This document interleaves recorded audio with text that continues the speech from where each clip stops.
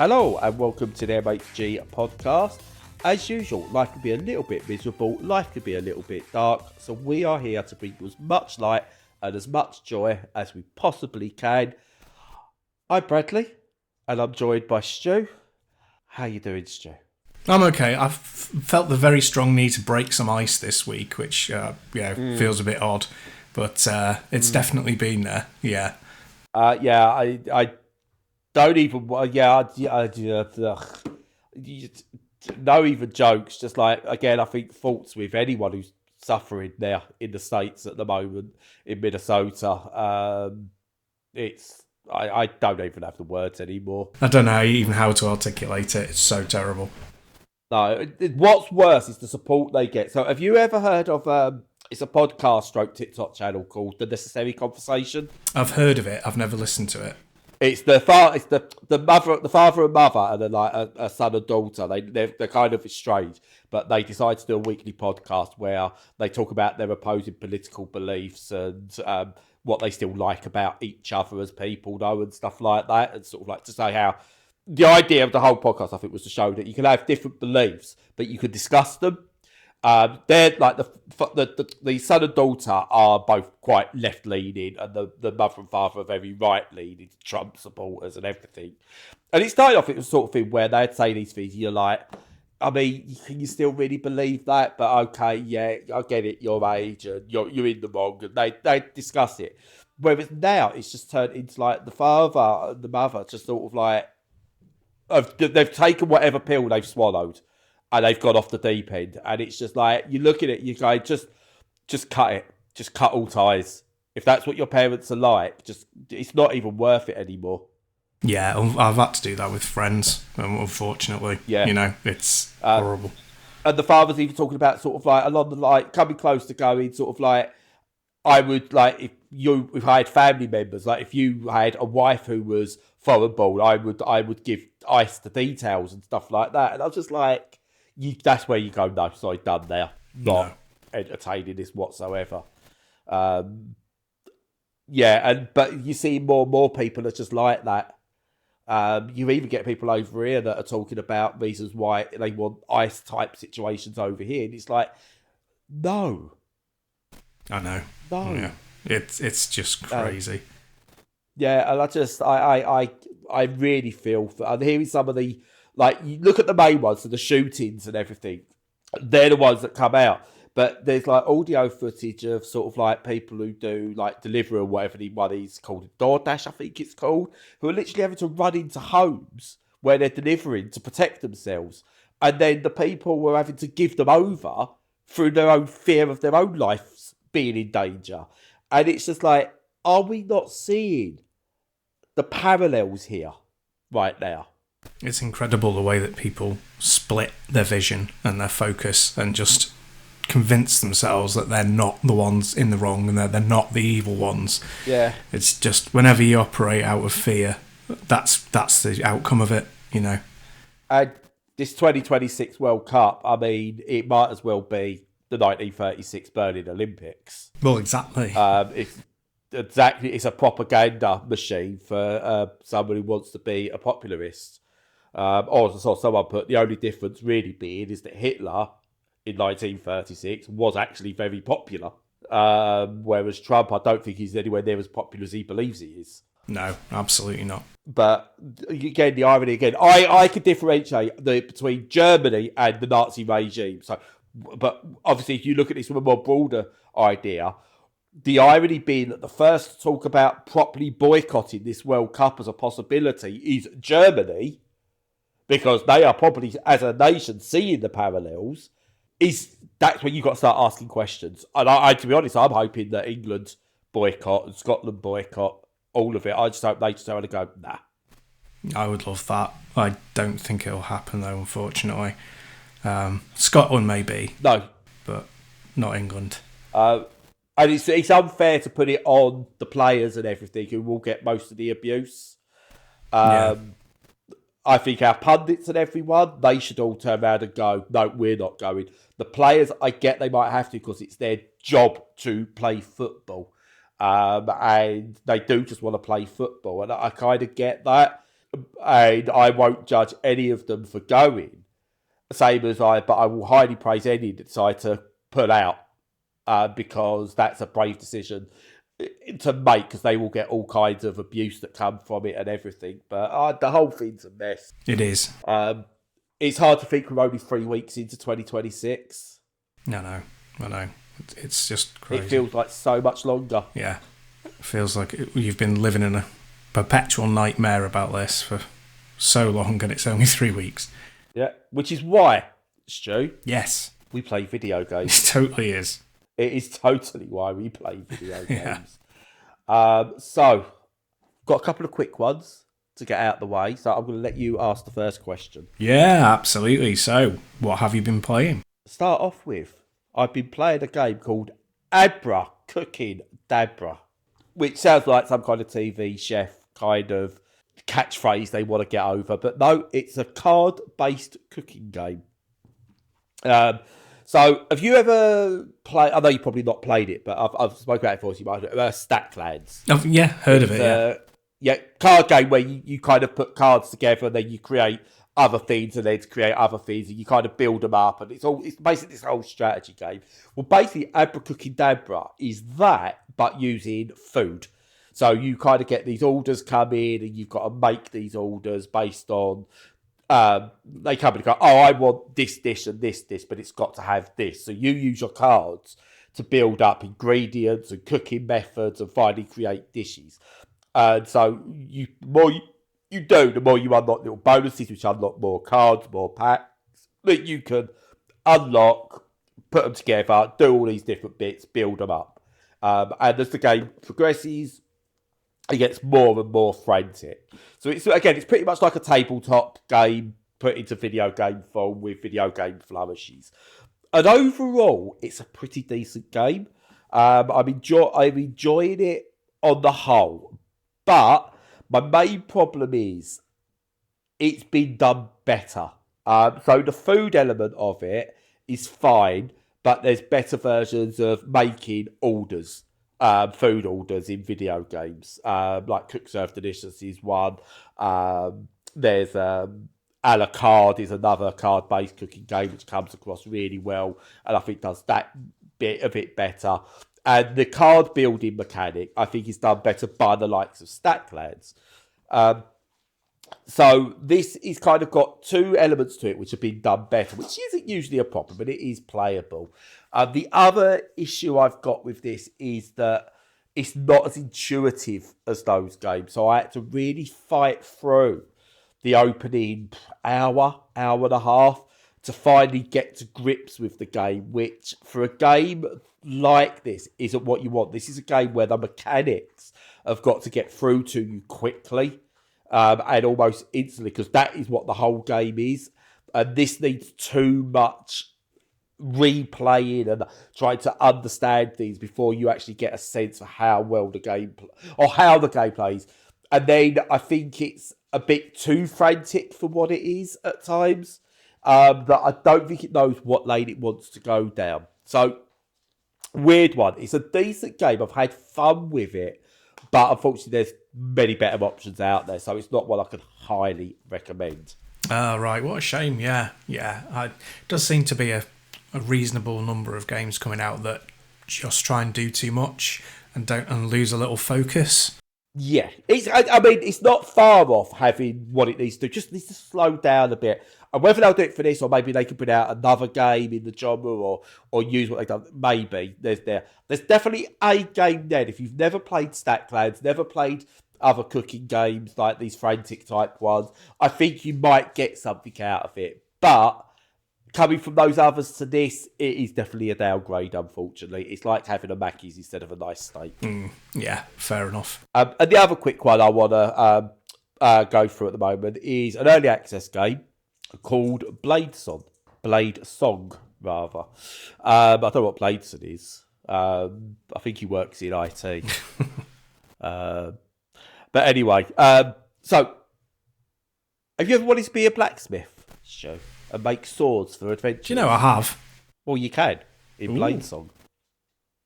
And that is pretty much what it is. It's a game about making swords, which has a story, to it, which is really interesting. So you kind of arrive at this place and you're this budding blacksmith and you've got this story that takes you through to eventually, I suppose, you become this all sort of like powerful, sort of like I make all the swords for all the adventurers type thing. And all the adventurers come to you and they go, I need this type of sword, and you make this type of sword based on their thing. So I go, I need a sword that's this length with this girth, or it's obviously about making swords. And it's got to be this sharp and this pointy at the end. And I need this helm on it and this decoration, and all these different bits. And you've got to make the sword to their thing. And the closer you get, the more rewards you earn from it. So I go, here's your base coin, have some bonus coin kind of thing. You use that to unlock new skills, new tools, new not ingredients, materials. And then sort of like you kind of go through, and then you get up and go, my sword has been used in battle and I need it repaired. So you repair it. You can even try and improve on it. All little bits. And you've got all these little bits you do. It's essentially different ways of making swords. And what it's got is really good. It's got a fairly decent way of playing it. So you get this like block of metal and you hit it to like, you say, right, now I want to increase the length. So you do it and then you keep hitting it and the length increases. I now want to change the width. So you keep hitting it and you can press a button to reduce the width. Magic. Don't ask me how that works in real life. I'm sure it does. I'm sure smithies can reduce and increase the length of something by hitting it. I don't know. I'm not. And then you basically do all these different bits, and it's really intuitively done. 3D. You can move around the sword and everything, and it works really well. And yeah, it's put together really well. And it's definitely an early access game. So there's lots that needs improving. Like the UI needs improving. I think it needs to add like decent features to improve the font size and some of the feedback you get. But overall, I really, really like the package. And it's also got a free smith type thing. So you can just go and make swords to your heart's content with like no boundaries whatsoever away from the main story stuff. And for a game that's in early access, I see a lot of promise with this one. So, okay, this is one to look out for. And it is playable on Steam Deck, despite having no controller support. It works really well. It's basic mouse and keyboard controls, but they work really well. So, a couple of little minor adjustments you need to make. But once you've done those, you're good to go. Actually sounds like a really cracking idea, that one. Yeah. And if I'm right, it's like 15 quid as well, which isn't bad. Decent. For the sort of game it is. Yeah. So yeah, if you're into simulator games, it's one that's not really been done before. No, I was going to say that seems kind of unique. So, very nice. I mean, probably still not one that I would ultimately go for, but I'm in the minority. I think a lot of people will be really interested in that. So what I will say is this is prime. You will get this in a humble bundle one day. That's what I'm getting from this. This is a bundle based game one day. So it's one of those that if you're a little bit on the fence about picking it up, I can't see this not being in a bundle one day. But if you're like me, you like these simulator games, there's no reason not to pick this up. Either now to support the devs or wishlisted it ready for its 1.0 at some point. Marvellous, yeah. So, before I talk about my main one, which is special, what's yours? Well, what have you been playing? That's the one. Yeah, I have been playing something that is quite unusual, and that is the rootinest, tootinest, shootinest cowboy game that I've played in a very long time. So, yeah, it's a game called Death and Lead, and it's a Mega Drive game, and a brand new Mega Drive game. So just like P47-2 that I got last year, it was one of these that you pre-order and there are only a handful of copies, and whenever you're on the fence, it's always like, well, even if I don't like it or I'm not that bothered, it will hold its value or increase in value because there's only a few being made. So it's like, yeah, it's a no-brainer really if you like Mega Drive games. And I do very much like Mega Drive games. And I love how they extract the absolute maximum out of hardware that they possibly can, and we saw that with Eartheon last year as well as P47-2. And yeah, it's just a great thing to be a part of if you can afford it. And of course, I can't afford it at the moment, but luckily it's one of them that I when I was a little bit more flush than I am now, I'd paid for it. So around the end of December, I got my copy through the post. And it's by a company called Kai Magazine Software, and they're like a Spanish collective, and they frequently do retro-style games that run on original hardware and also on Evercade. And they've done a handful of these over the years. And Death and Lead is, like I say, it's a cowboy-based shooter, and it's got a couple of little quirks that work in its favour. So the first being that it's got two types of gameplay and it alternates between them. The first is a sort of like Cabal or Dynamite Duke, NAM 1975, that kind of thing, where you've got the character in the foreground and you moving a cursor, and the cursor like moves the character but also moves the cursor of where you shoot. It's difficult to explain, but it's extremely simple gameplay concept. Yeah, quite intuitive when you actually I know the game. Yeah, I know the sort of game. Yeah, exactly. And the second style is a kind of scrolling action shooter that's a little bit kind of belt scroller mixed with Sunset Riders. And it's we have to start with like how it looks, because it looks great. So the sprites are huge. It's got fantastic character. So you're going through these. You start off like going through towns, but you also end up like going on riverboats. Well, not going on them, but shooting at them, and forts, like Fort Apache style thing, and all this sort of stuff. Very, very characterful. And all of the kind of guns and ammo and installments are all era appropriate. So there are cannons, and there are sort of those great big magazine fed machine gun things firing at you. And there are also like men on horseback, and there are even hot air balloons drifting across that have a pop at you. So there's all of that kind of style going on. The scrolling beat 'em ups, the kind of Dynamite Dukey sections are as you'd expect. You have to dodge, anticipate where the bullets are going to end up so that you can avoid them correctly, which is always the quirk of this type of game.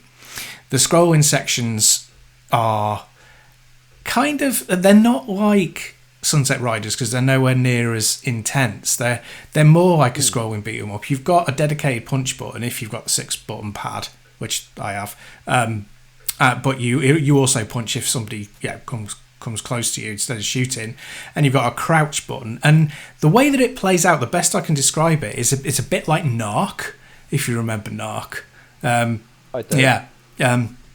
It plays a little bit like Narc. You have a crouch, but you have a jump, and you have melee attack and things like that. You don't have a melee in Narc, but if you get close to the criminals, you arrest them, so it has the same sort of vibe.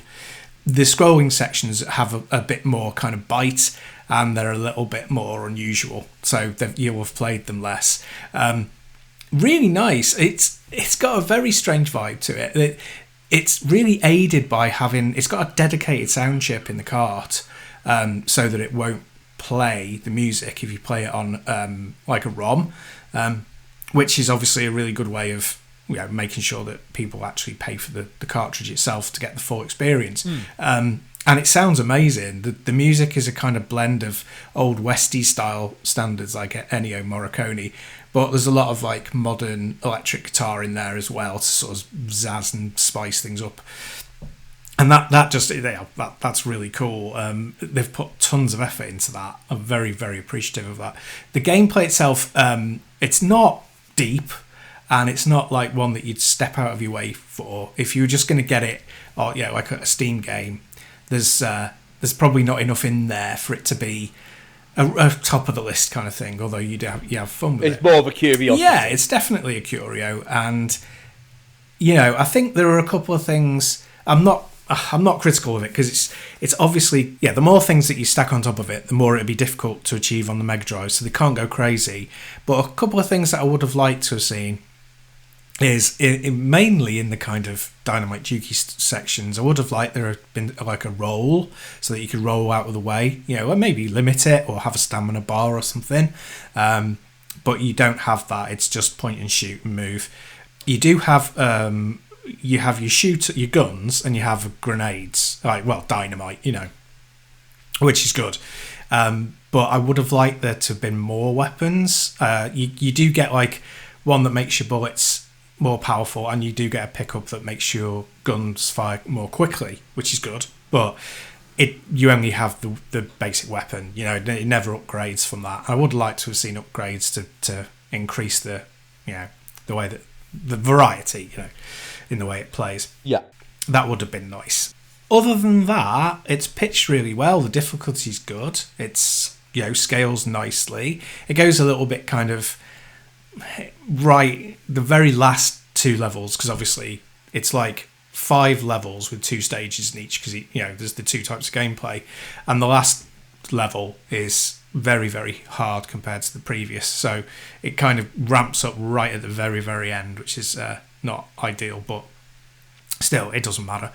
So yeah, it's a really nice game. I wasn't expecting it to be as good as it is. I'm not a massive sort of enjoyer of most of those Dynamite Duke games. NAM 1975 is one of my favourites. It's one of the first the first Neo Geo AES games that I ever had, and I've got a soft spot for that. And Cabal, but the ones with the bigger sprites in the foreground, so your character sprite being big, like Dynamite Duke, I'm not a massive fan of, but it works okay. But the scrolling sections are excellent, and yeah, I really enjoy those. Overall, it's a good one to own. It's not going to break any boundaries. It's fantastic looking, especially the side scrolling bits. The artwork in them is great, and the sprites are just gigantic for the Mega Drive. So technically it's a real joy, and I love the whole theming of the Wild West. They keep it beautifully. There's these guys who hide in barrels, and then the little feet come out and they walk along a little bit and then drop down again, which is funny. So there's nice little fun touches like that. And overall, it's a really good game. Very few people will have bought it, obviously, because limited edition type thing. So I thought it was probably a good idea to get a review out from us. So yeah, it's a kind of solid, enjoyable, simplistic, but a very impressive Mega Drive game. So, yeah, it does look at actually looking at screenshots and things like that. So, I'm not going to talk about or ask questions based on the quality of the game. I think you've described that all really, really well. I'm going to ask you some questions on your thoughts on the business model here, because I think it needs to be the obvious one. So, I get the music chip as a form of DRM. That if you try and play a ROM, you're not going to get any of the music. Is it just music, or is it all sound? Is it meant to be silent if you don't have the dedicated sound? No, I believe that it's just the music that's missing. I think all the sound effects are done on the Mega Drive hardware. Yeah. So we will, rightly so, condemn the likes of EA, Ubisoft, whoever, Microsoft, Sony, for practices that don't help with game preservation. With something like this, where it's so niche, do you think they are actually getting away a little bit with some anti-game preservation techniques here? That's a really good question, a difficult one to answer. I appreciate their right to maintain a game in the format that they want it to be in.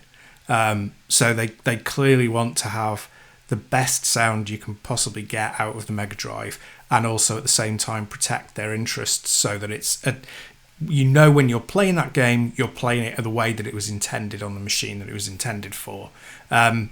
Whereas obviously, like with most other Mega Drive games, they can't do that, but it has got precedent. Paprium was there's a big whole great thing about Paprium. Look it up if you want. It was a Mega Drive game. It was a Kickstarter. There's a lot of stealing of the people's money, and very few people got their product. But that had a kind of custom chipset as well. People labour very hard to sort of crack it so that they can make ROMs of it that include the sound. So I think that will probably happen. It will probably get hacked and be available. They may do it like a different version, like an Evercade version, or they may release a Steam version. I don't know. That said, I'm like you. I'm a bit torn. I don't really know the answer. I appreciate them wanting it to be available in its pure form, but at the same time, it'd be a shame if it fell into, it just disappeared down a black hole because it was only available on one format. Because my question would be for them for this is, who is pirating this game? You've released this game, and it's going to be purists that are the ones like yourself who are going, oh yeah, I'm in for this. Now, if this was available as a ROM, or you could pay out and get the proper Mega Drive version, if you're such an enthusiast, you're going to pay out and get the cartridge, I assume. On the whole. Yeah. You'll pay, I want that cartridge. The experience of that's what I want. Whereas someone like me, who goes, oh, I like the sound of that. I can't do that because I haven't got a Mega Drive to play it on. Well, that's me done. I'm not going to steal it, but I would have paid £10 for a ROM version. I've got a couple of Game Boy based ROMs that I've paid for in the past. I only play them on emulator. I don't have a working original Game Boy anymore. So I only played them on emulator, but I paid for them off itch.io and stuff like that. So it feels to me that they're really sort of like potentially throwing away a market because either they've decided, no, this is exactly what which is fair enough. If that's exactly what they're making, and they're happy doing that, I'm okay with that. What I would say is I never then want to hear from them, oh, we can't make more games because we're not making enough money to make more games or anything like that. They have got to understand that this is a case if you can't have your cake and eat it too. Because, again, I'm reading their product description and it goes straight in to warning. It will only be compatible with these. It won't even be compatible with this version of this thing. So again, if you're someone who's not well versed in exactly what system you've got, you might pick this up thinking, oh, this is going to work, and it's not going to work. Even though you've got hardware that potentially should. It's a really weird thing. And again, I'm not saying they can't do this. It's their right to do this. But again, I think if you're going to question the big boys over this, it's right to at least ask the question of a company like this when they're doing it like this. Yeah, no, I agree. It's a good question to pose. And I think, there's the ethical question and there's the business model question. And I think, it's weird. I can't answer the ethical question on this one, but no. I normally have an opinion on everything, but I can't on this one. I just wanted to review a game I liked. You won't let me. But the business model, what I expect is that they've got it very carefully planned out, that they know that doing it this way is the way that they make their money and they get the return that they need. And they probably, investigated releasing a Steam version, releasing a ROM version, and just realised it doesn't make them as much money. But I would expect that they must have a very realistic viewpoint on how much they're going to make, i.e. not a massive amount of money. No, I mean, I don't know how much it costs to make sound chips and Mega Drive carts these days. So I would hope at 60 quid, each game has got to be making them, let's say, at least £10 per unit. Well, I think... So I don't know how many I need to sell to make their money back.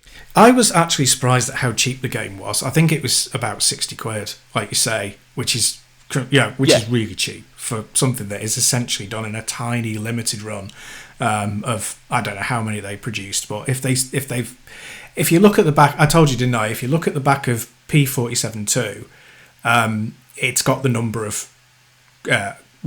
that were produced and which one of them is yours. That doesn't make any sense. Yeah. You know what I mean? Yeah. What? Yeah, there's X amount, and yours will be number 102 of 100. Exactly, yeah. And I can tell you, if I'll grab it now, hang on one sec. And the game. No, I'm always grabbing that all the way through. So mine... Number 1 of 1. Yeah, big one of one. Mine is 1,901 of 3,775. So, fewer than 4,000 copies. So, I mean, they're probably more because Kai Magazine software, they know their audience, they know their market.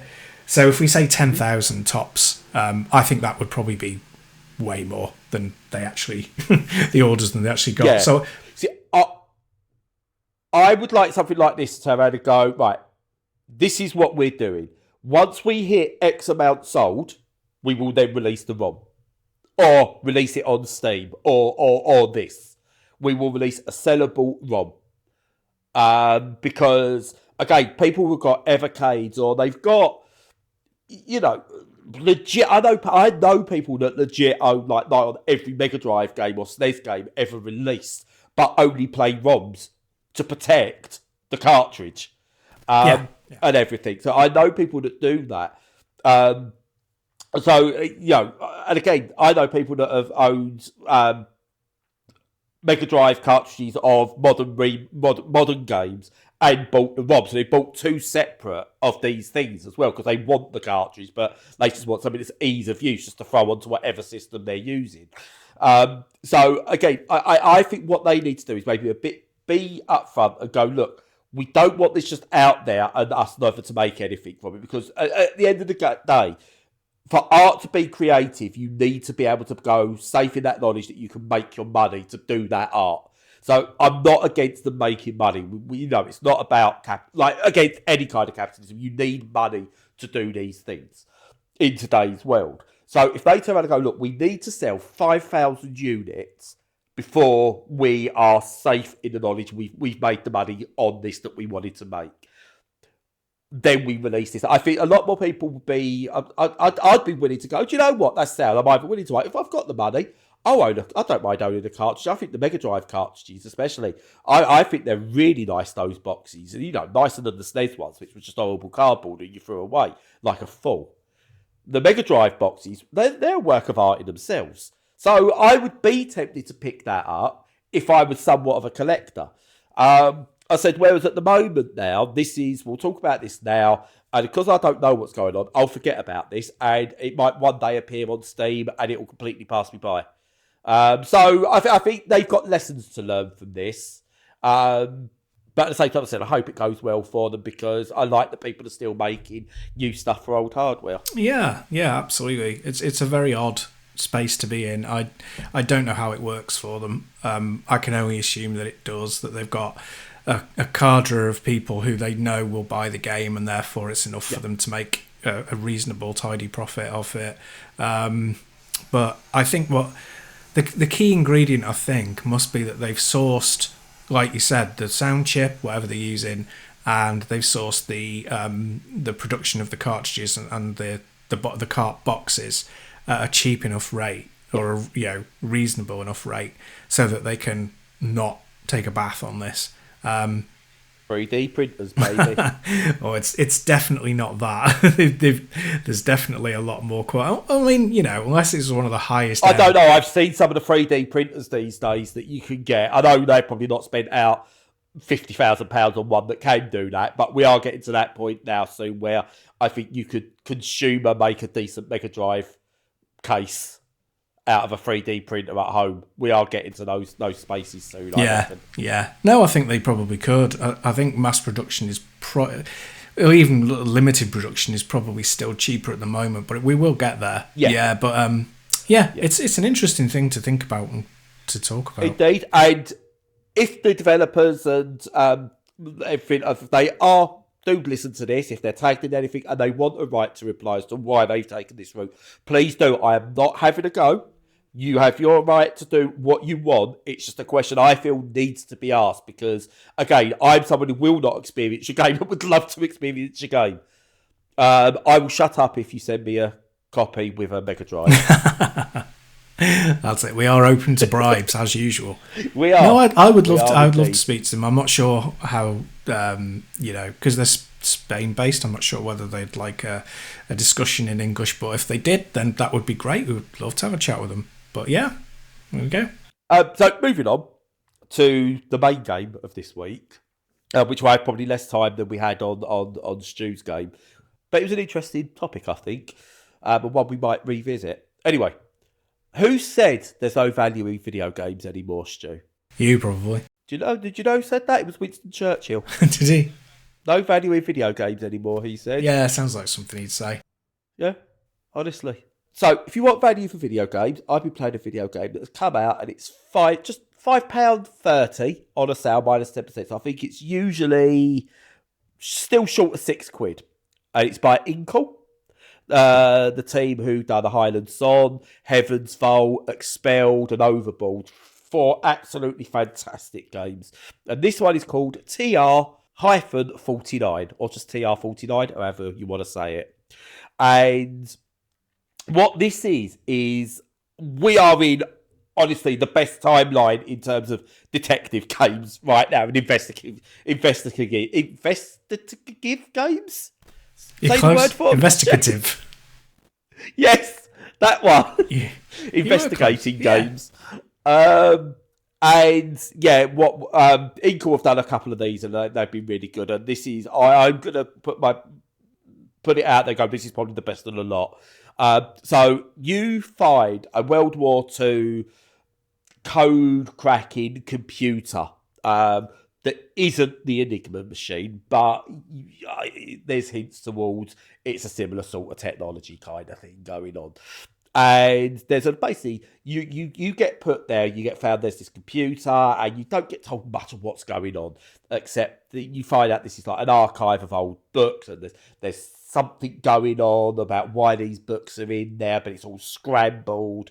And to unlock each new book or go through the archive, you need to use this 4-digit code system, which is really dead simple. So it'll be like, you've got to find like the name of a book, and like you might have to find a Jane Austen books in there, for example, and the code will be JA13, and it will take you to some of the bits of the book, and you'll go somewhere else and it'll come up, and you realise JA13 is Pride and Prejudice, because it was like that's when she wrote it. So Jane Austen, 1913 is Pride and Prejudice, so you kind of link the title to that, and that's like, but that's just like some flavour text that goes with it. But essentially, there's this mystery that you're trying to uncover by using these 4-digit codes to go through this archive system. And you start playing this, and you're going, what now? What I don't even know. This doesn't even make sense. Oh, this UI is, well, I don't even get this UI at all. What this makes no, I can't. What, this is really hard to control. What, I don't get this at all. And then you do a couple of bits, and you're like, oh, okay. And then you're like scratching your head, going, I think I get this, and I've got to do this, but I don't know, why am I going here? And I've lost it. How do I? You're constantly just asking these questions of yourself, and then eventually you get to this point where you're going, "Oh, get it now, okay." And you start doing something, and then there's this moment. So this, like, so mark this slight spoiler, but not a spoiler. So you get to this moment where you're doing something, and then something happens in the game, and you go from, "Oh right, okay, bang, bang, bang," to what? Who? What did I do that? Right, and for me, it came where I was entering a code, and I accidentally hit the wrong code. Now, I don't know whether I hit a point in the game where this thing was meant to happen, because of how long I've been playing, or how many codes I'd entered, and it was scripted, or because I entered something incorrectly, I accidentally came across this thing. But something happened. I'm like, I don't know what. So you literally, you play this game and you're going, I don't know anymore what makes sense. Oh, I get it now completely. And all these codes mean something, and sort of like there's all different things you could do. And it's mainly a lot of reading and understanding. It's got this inbuilt note system that you can use. Scratch that, you end up getting your own notepad out and jotting things down and what you think's important anyway. And I've always been a big fan, when I go back to like Her Story, any game I think that doesn't force you, but encourages you on your own to go get a notepad, make some notes, I think is brilliant. because it gets you thinking away from the game as well. This does this. And it is very much like Her Story in a way, whereas Her Story was archival video footage that you're looking for keywords in sentences and making notes of those to use later. This is doing a very similar thing on a smaller scale, using books and archives to uncover a greater mystery. Now, I'm like 3-4 hours into this, and apparently it's a 5 to 6 hour game, and I don't feel like I'm anywhere near the end yet. And it's just really well put together. You feel like you're using an old bit of real world tech, like something that might have been around during World War II. And what you've also got with this is that's going on, but in the background, you have communication with someone who's outside this bunker that you're in, that you can communicate with at kind of your own pace, unless they really need to get in touch with you. And there's this story going on, which is its own intrigue. And you know it links with what you're doing, but it never clearly tells you how this all links. You don't know who this other person is. You don't know what the relationship is. But all of a sudden, you care about these people when they're talking to each other. And it's like, do they know each other, or have they just stumbled across each other? What's going on? Is the person on the other line, are they trustworthy? They sound trustworthy, but could they be trustworthy? What's that thing that's just gone on? Why? All of this stuff all comes to like this amazing narrative mystery that has just suckered me in a way that games haven't since Her Story. I think some of Sam Barlow's other stuff is brilliant, but never came close to that initial hit that Her Story gave me, and this is doing that. It is something special. And the fact this is coming out at under £6 as well, I just blows my mind. When I heard about it and I saw it, I was like, I want this. I was expecting to pay 15 to 20 quid for this and be happy. £6 is a no-brainer for anyone that likes like mystery or investigative stuff or even a decent narrative. It is just utter brilliance. And I tell you what, if this had come out 4 weeks earlier, I think we would have been talking right at the top of that Game of the Year list. That's how good this game is. If it came out last year, it's in the discussion. Oh, wow. Yeah, that's excellent. Yeah. We talked about it specifically about detective games being massively on the rise at the moment. So, yeah, pleased for you. Yeah, as I said, I know I offered this to you, I offered you a chance as well. I know this isn't your genre at all. Sort of like, because I got a code for it and I bought it as well. So I'm not. I don't care that I double dipped. Really, don't care one little No. bit. It is. It's so good. Whatever this is, I hope they're not done with it. I hope they take this and go, what can we do next? Because I can see how there could be where this is set in a World War II computer. Could we do a sequel that follows up that maybe they found one from, the 1900s that isn't a computer but is something else? Or maybe something that's maybe from the 70s or the 80s, different timelines. Or, maybe could they do something that's otherworldly and really expand on it? Whatever this is, they've nailed something. And I don't want to see it end. As a one and done, I think it's special. I think there's something in this that they could do other games based around this whole thing and really open up the mystery. Oh, cool. Yeah, no, I really hope they do that. That would be excellent. Yeah, I like the idea of all different timelines and time zones and stuff. That'd be excellent. Yeah. It's also very much... so what also reminded me of, and I've got a little bit of, is... this isn't spoilers for Lost, because if you haven't seen Lost by now, you're not going to. But when they find they open the hatch, they go down, and there's this computer or this type, they've got to keep typing in the code. Yeah. And it's very important they keep... That's kind of like what that tech is. It's kind of almost what it feels like. Like, you don't know why you've got to do this. You just got to. And that's kind of what you get from it. That first... I know before that they explained it all in Lost, and it was just like, really? That's bobbins.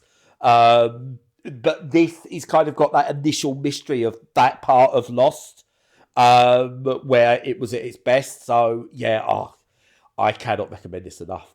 If you care anything about any kind of narrative, mystery, investigative, detective type stuff, get this now.